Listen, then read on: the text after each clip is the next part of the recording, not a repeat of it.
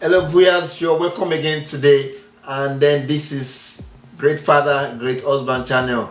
My name is Ayedi Janifoshi and my wife is Yemi Foshi. Alright, you're welcome. We've been discussing about how we met. If you have not yet subscribed to my channel, please do that now and make sure you press that notification bell so you could be notified whenever we upload any video. This is the proposal now. Hopefully this is going to be the last episode on the story of how we met. So it happened that from last episode we told you that I tried applying for visa, was it in February Yeah, or that was in February, and it didn't work out, and our birthday was supposed to be in March. So for our birthday in March, I have a friend here in the US, and I was able to look for one of our friends that she said she's close to here in the US, and I was able to arrange some gifts that arrived at our doorstep, or that arrived in the house on her birthday, which she was surprised that I was able to. You want to talk about that? Yeah. I mean, I don't know if what you said that you were gonna do. I think you mentioned that you had some surprises for me, but I didn't know what they would be. And I'm the kind of person that I always ruin surprises in the sense that I always find out ahead of time. So I was like, yeah, well, whatever surprise you got, I'm probably going to find out about it. But shockingly, I did not find out about these ones. I got home, I went to work that day, yes I did. Came back home, and yeah, it was just relaxing and chilling. I don't usually make that big of a deal about my birthday, so I was just, relaxing. Then suddenly I hear I'm on the phone with him, and I hear my doorbell ring, and I'm like, oh. Like, I think at that point I was living by myself, and I certainly didn't have anybody planned. So I didn't know what to think. So I was like, should I even answer the door? But anyway, I went to the door, and I opened the door, and I see it's my friend, and I'm like, oh, hi. My friend Keeks. And I'm like, oh, hey, Keeks, what's up? What are you doing here? And she has these gifts, and she's like, I'm here on behalf of Deji. And I'm like, I'm following him. I'm like, wait a second. What you mean? And then suddenly the whole plot to surprise me on my birthday worked, and the gifts were, see, I'm a person that likes functional gifts, and because he had liaised with her, she was able to advise him on some of the key things that I may be interested in, some natural hair products and things like that. So he got me this heat bonnet that was like great for my natural hair, and I was really touched. I was really touched. And he got me some shoes and a couple of other things. Oh, a book. Yeah, he got me a book about, was it about dance? Yeah. Yeah, something. So they were all things that were functional, things that were relevant, and things that I valued a lot. So that was nice. That was really nice. Thank you. Yeah, you're welcome. So around March, I think it was in April in Nigeria, at the Holy service for the Redeemed Church, Pastor Debbie announced the trip to Israel, that they extended the deadline, and anyone who is interested in going should register and make necessary payments. So I heard the announcement, I'm like, oh well, I really wish, but I'm not sure I want to put my money into that. It's a lot of money, because even if that's the entire money I have on Ghana, I'm not sure I want to put it on the trip to Israel.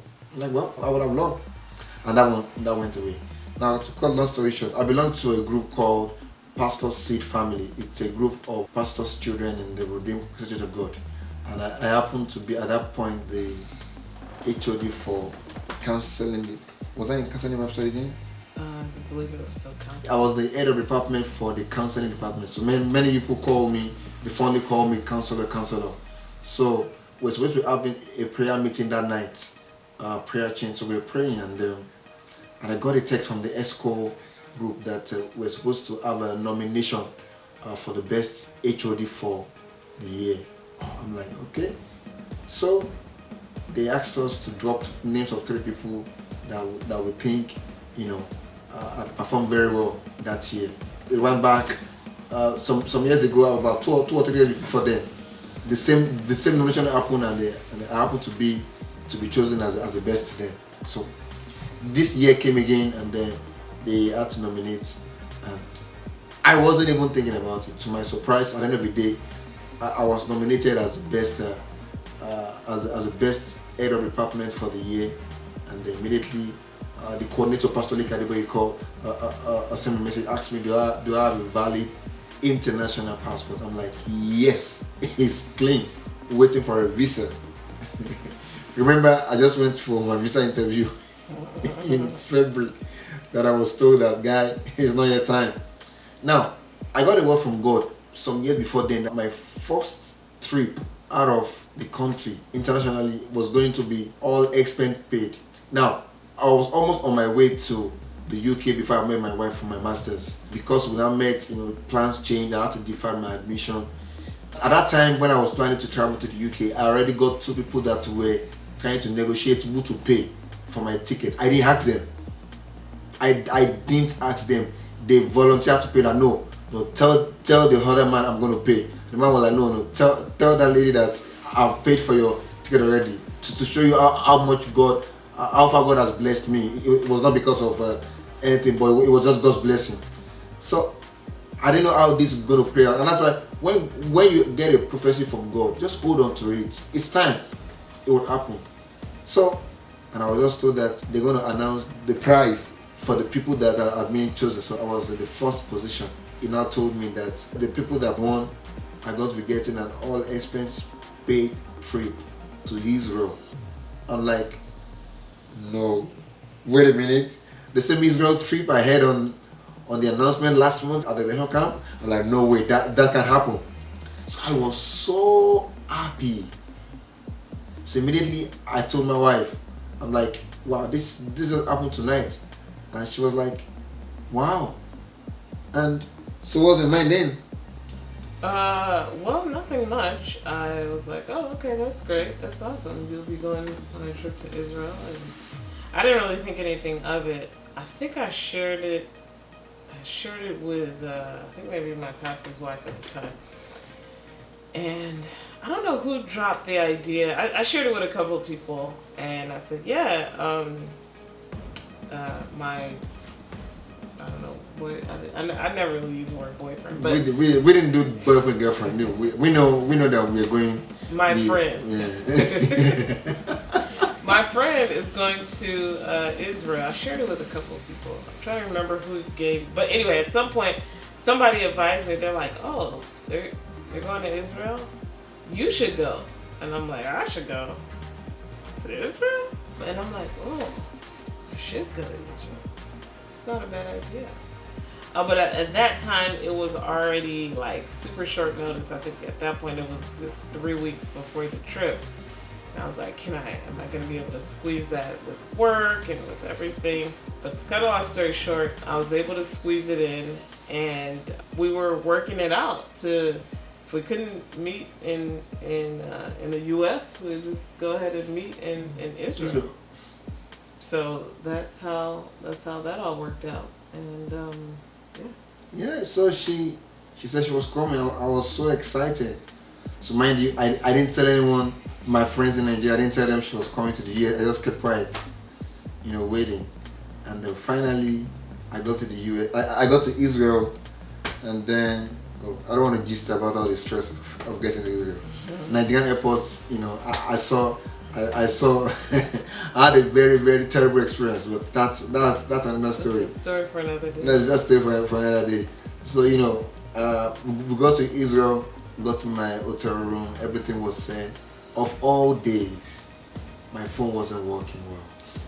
I was trying to contact her to know which hotel she was locked. I tried.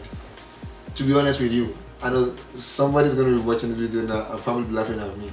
And that's my friend Ayobelo. Because I couldn't sleep. And because I couldn't sleep, it affected him too. He couldn't sleep because I didn't let him sleep. I'm like, I need to speak to her now. I need to know what's happening. I need to know where she is. she's supposed to be in Israel now. I need to talk to her. You know, I need to talk to her. And where she was, what was it like? So you got there like a day before or something, right? Yeah. Or 2 days or something before I did.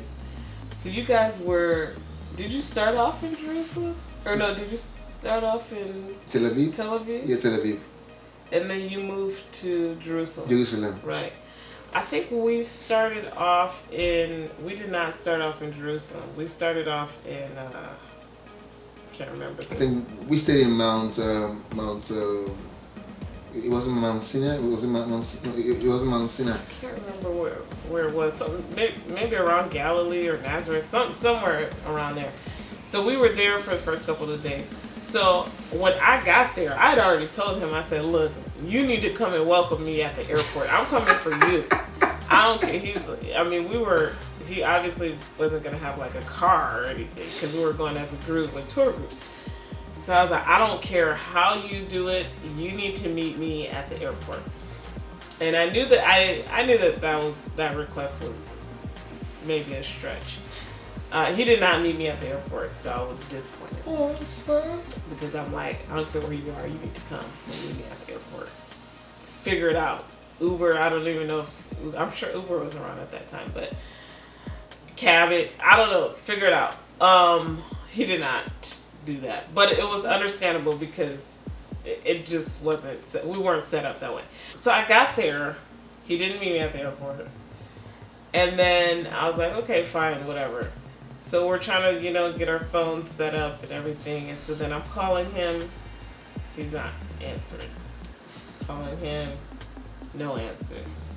Keep calling, keep not getting an answer. And I'm like, okay, what is going on here? And actually at that time, I was with one of my pastors, and I was basically in the same position as he was with his friend.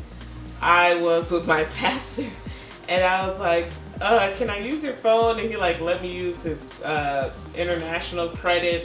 We were trying to do everything just to get a hold of him, and we were up into the late hours of the night trying to figure this out, and it didn't work out. I didn't hear from him, and so I was very upset because I'm like, I came to Israel.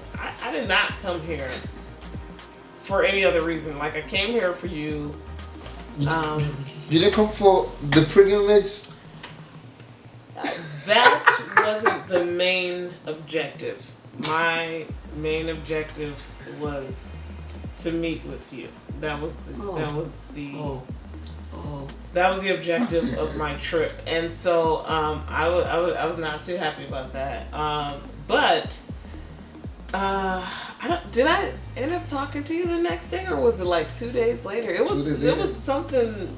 I think I got there on Tuesday. I got there on Saturday, and I don't think we spoke until Monday morning or something. Yeah, we got there Saturday evening, and I don't think I spoke to him until Monday morning. So, and he was already in Jerusalem. We were still in Galilee or something, and so there was no way I had been trying to contact him. Nothing. So finally on Monday morning, he gets through to me, or I get through to him, and I'm like, what happened? I called you, and he's like, I called you, my phone wasn't working.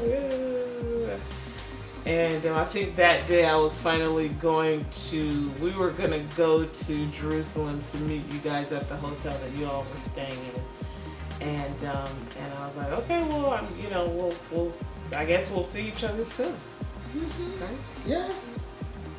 And so I was in the hotel the day they were going to arrive, and I was waiting. So when it said the bosses of the people from Canada and America was around, and I just knew it. So hold on, let's backtrack a second.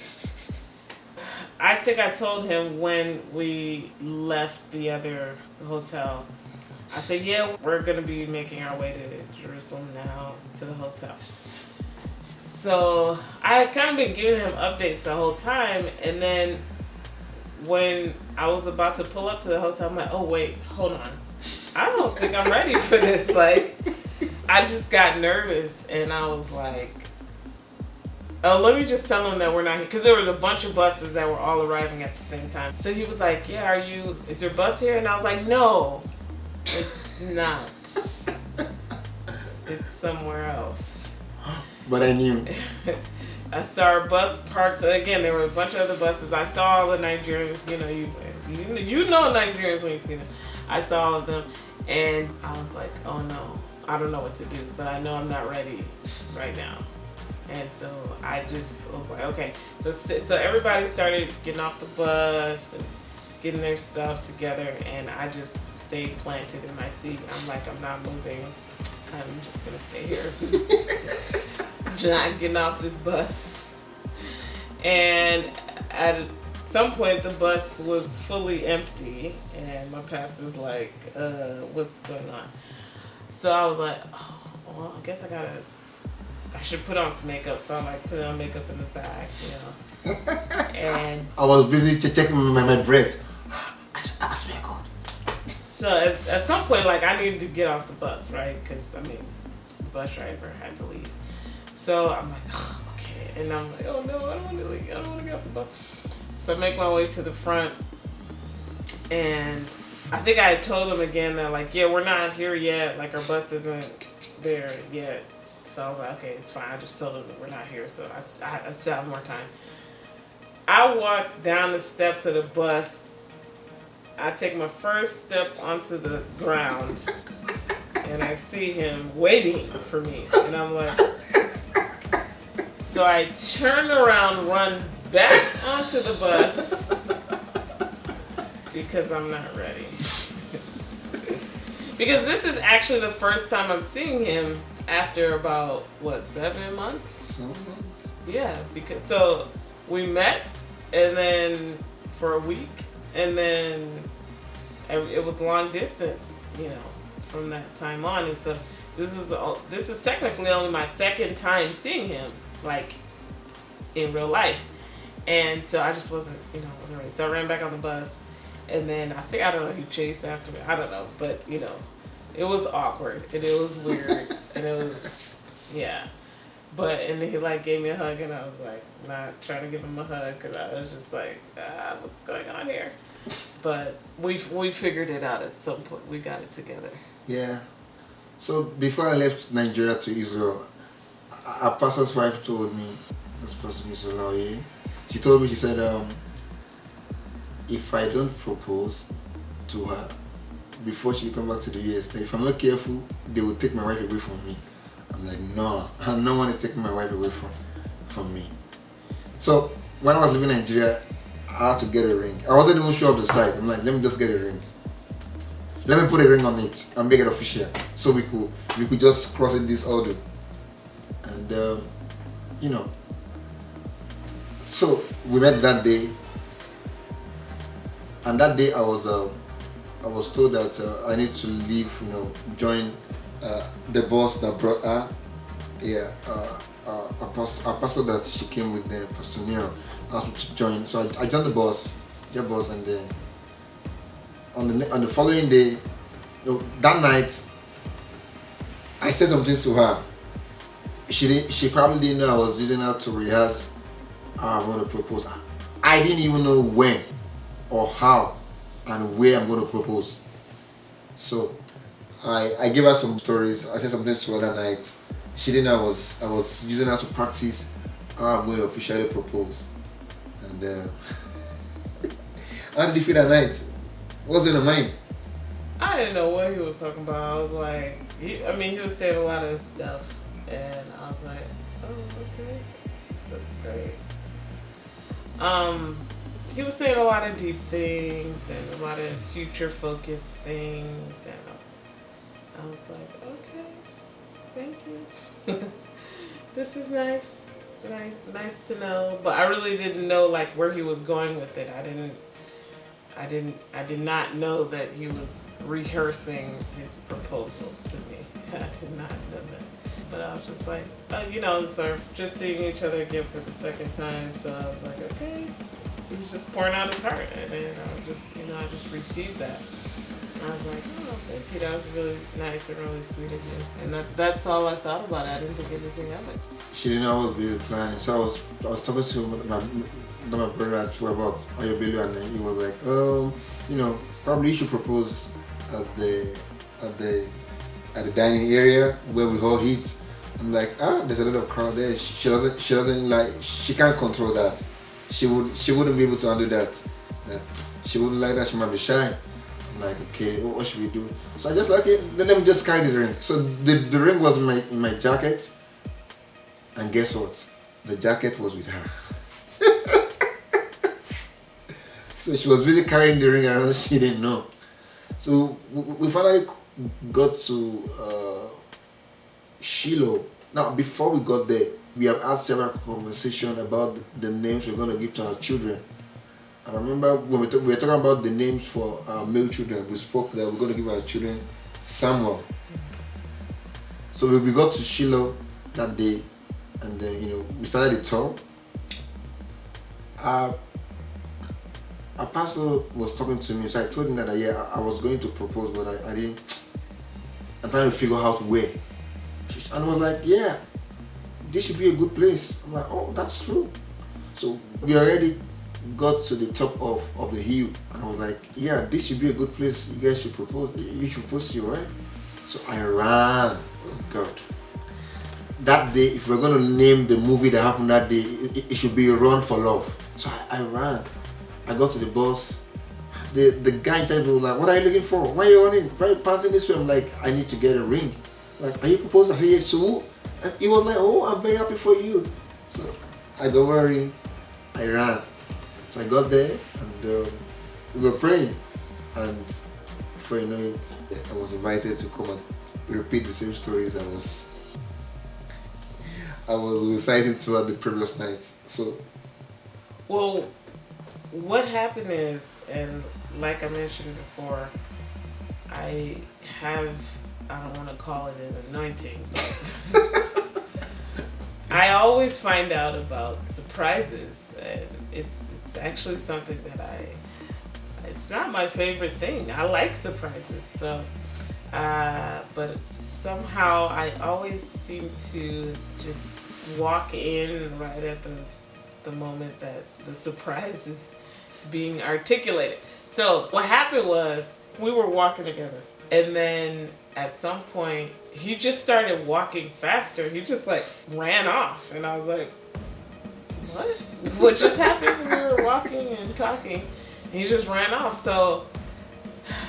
if I could turn back the hands of time, I just would have stayed right where I was. I really would have. But I was like, why did he just run away? And then I'm like, should I be running? So I ran after him. Thinking I was running away. I thinking he was running away for something. I thought he was running towards something, and I was like, maybe I need to be there too. So as I ran forward, I overheard him talking to my pastor, and as soon as I got within hearing range, I heard him say, I want to propose her, and I was like,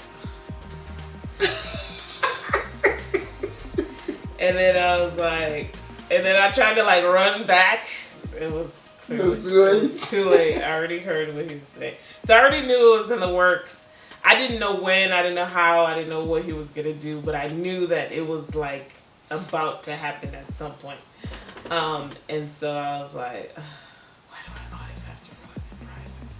But again, I didn't know when, I didn't know how he was going to do it, but I knew it was coming on this trip. So we went up to the top of the mountain, to the tabernacle, which I now know a lot more about now that I just completed my tabernacle series on EM's World. So check that out. You should check that out. If you haven't.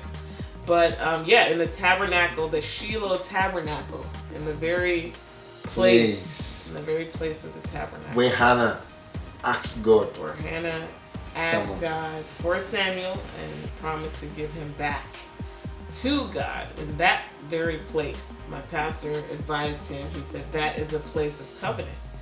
And so that's a good place for you to do your proposal. And so in that very place, that is where the proposal happened. And like he said, he had already rehearsed many of the things that he said. So as soon as I heard him talking and repeating some of the stuff that he said the night before, I was like, oh, it's happening now. It's happening now. All right, okay. And he said a whole lot. And then the proposal came. And then proposed. I went to my 2 news. It wasn't just 1 news. Mm-hmm. It was the 2. 2, yeah. You want to ask me why? Yeah, the reason was because I'm not. It's not a usual proposal. But what made that proposal to be epic is not the fact that I proposed alone, but in Shiloh alone. But that was the first marriage proposal that ever happened in Shiloh. That was the first marriage proposal. So we got a lot of gifts, and then our video that was uploaded on the Facebook page of that place went viral. Place. It went viral. That video went viral. Yeah, if you go check the video they posted around May 2015, you're gonna find the video. It went viral. It's on Facebook. So and then I proposed. We got so many gifts. People coming to convert into that grace. Like, so they were asking me that did I plan it to propose to her? I'm like, I didn't plan. But I knew I was going to propose to her in Israel, but I didn't know where, and I didn't know how, and I didn't know when. I didn't know the location, but I'm sure that the Holy Spirit had the way to. That's why I just held the ring. I'm like, okay, wherever it happens, let's see. And I proposed to her, and then from there, we started preparing for introduction, engagement, and then getting married. And, so fast forward to we are. Here we are. 2 wonderful daughters. So you're gonna ask us, has it been rosy? Yeah, there had been tough time. Yeah. There had been real tough time. Very tough. Disagreement. And the thing is this: the devil will always want to come around, but one thing the devil cannot beat is unity. It's not possible for the devil to get around a place where you have unity. So one of the advice we want to give to people who are married now is that one thing you need to always build on is unity, and that's what has always helped us. Always, every storm that we have encountered in our little experience as married couple, it has always been because we are united, and then we have made God our foundation, and then we always run back to God together. And for people who are not yet married and you're looking forward to such wonderful experience, trust me, just rest on God. Walk with God and work for God. Have a fellowship with God, and then you will see that having a wonderful marriage is a reward from God. You want to say something else before running up here? I think you covered it. Yeah. So we are at home. Thank you so much again for joining us. If you have not yet subscribed to my channel, please do so now, and expect something good in the next episode. Once more, my name is Aidejani Fushi, and my wife is Yemani Fushi. Thank you for listening. I hope you learn a lot from our stories, and then I'm hoping that this will also help you that are trying to make decisions about a marriage at this time. Alright, God bless you. Have a wonderful week ahead. Bye.